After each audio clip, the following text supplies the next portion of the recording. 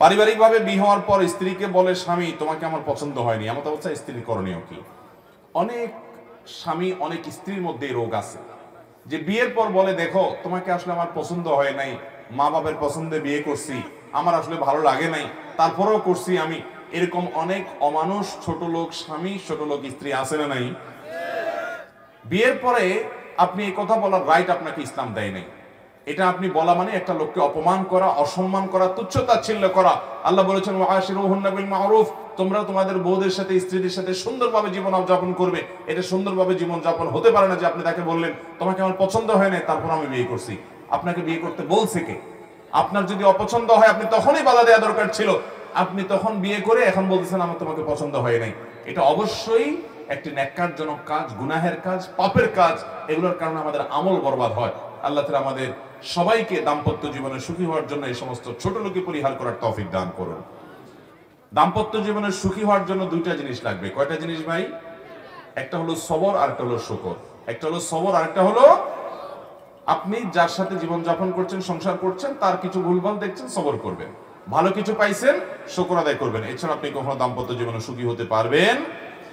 আমার বিয়ের বয়স 11 বছর হয়েছে, কিন্তু আমার কোনো বাচ্চা হয় নাই।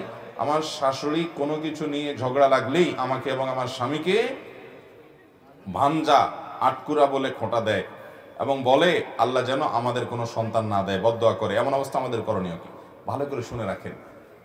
অনেক এলাকাতে এটা আছে যে কারো ছেলে মেয়ে না হলে তাকে আটকুরা, ভাঞ্জা, এটা সেটা আরো কি জানি বলে, এরকম বিভিন্ন কথা বলে। এটা এই গালিটা কাদের গালি জানেন? কোরআনে আল্লাহ তাআলা উল্লেখ করেছেন কাদের গালি এটা?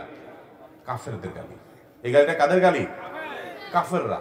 কাফেররা এই গালিটা কাকে দিত? আমাদের প্রিয় নবী সাল্লাল্লাহু আলাইহি সাল্লামকে বলতো। কেন বলতো? কারণ ওনার কোনো ছেলে বেঁচে ছিল না। বলতো তুমি নির্বংশ, তোমার বংশ নাই, তুমি মরে গেলে তোমার কোনো ছেলে সন্তান নাই, বংশ কিভাবে টিকবে? বংশের চেহারা ঘাড়ি কেন বাদ থেকে জ্বালাবে? নির্বংশ বলে গালি দিত আমাদের নবী সাল্লাল্লাহু আলাইহি সাল্লামকে। কারা? কাফেররা।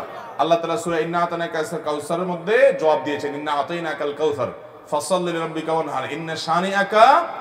যারা আপনাকে নির্বংশ বলছে, ওরা বরং নির্বংশ। ওদের নাম নেয়ার মতো, ওদের বংশে চেরাগ জ্বালানোর মতো লোক দুনিয়াতে পাওয়া যাবে না। আবু জাহাল, আবু লাহাবদের নাম নেয়ার মতো দুনিয়াতে মানুষ আছে? ওদের 14 গোষ্ঠী ধরে যদি গালিগালাজ করে সারা দুনিয়ার মানুষ, একটা মানুষের চোখের পানি ফেলানোর মতো আছে? আর নবী করিম সাল্লাল্লাহু আলাইহি সাল্লামকে আল্লাহ রাব্বুল আলামিন এইভাবে তাকে জিইয়ে রেখেছেন, টিকিয়ে রেখেছেন যে তার সম্পর্কে কোনো কটু কথা বললে হাজার হাজার মানুষের হৃদয়ে রক্তক্ষরণ হয়। তাহলে তোমাদের ছেলে মেয়ে থেকেও তোমাদের অস্তিত্ব পৃথিবীতে টিকে নাই, কিন্তু তার ছেলে না থেকেও শুধুমাত্র কন্যা সন্তান বেঁচে ছিলেন। ছেলেরা মারা গেছেন ছোট থাকতে, তারপরও আল্লাহ তাআলা তাকে টিকিয়ে রেখেছেন। তাহলে কারো সন্তান না হলে, ছেলে না হলে, মেয়ে না হলে বা সন্তান না হলে তাকে আটকুরা বলা, ভাঞ্জা বলা, এটা বলা, সেটা বলা, বন্ধা বলা, নানা রকমের কটু কথা বলা, এটা কাফেরদের চরিত্র। কোন মুসলমান এটি করতে পারে? সন্তান না হওয়া কি কারোর হাতে? আল্লাহ কোরআনে বলেছেন আল্লাহ তাআলা যাকে ইচ্ছা তাকে কন্যা সন্তান দেন, যাকে ইচ্ছা তাকে পুত্র সন্তান দেন, যাকে ইচ্ছা দুইটাই দেন, যাকে ইচ্ছা কোনোটাই দেন না। ওয়াজআলু মান ইয়াশাউ আকিমা, যাকে ইচ্ছা তাকে আল্লাহ বন্ধা করেন। অতএব এটা সম্পূর্ণ আল্লাহর ফয়সালা। বিধায় এই ব্যাপারে কোনো কটু কথা বললে সে গুনাহগার হবে, কবিরা গুনাহ হবে। এই যে সূরা হুজরাতে আল্লাহ যে নিষেধ করেছেন সে নিষেধাজ্ঞা লঙ্ঘনকারী হবে। আল্লাহ তাআলা আমাদের চরিত্রগুলো যেন সুন্দর হয় সেরকম মানুষ হওয়ার তৌফিক দান করুন।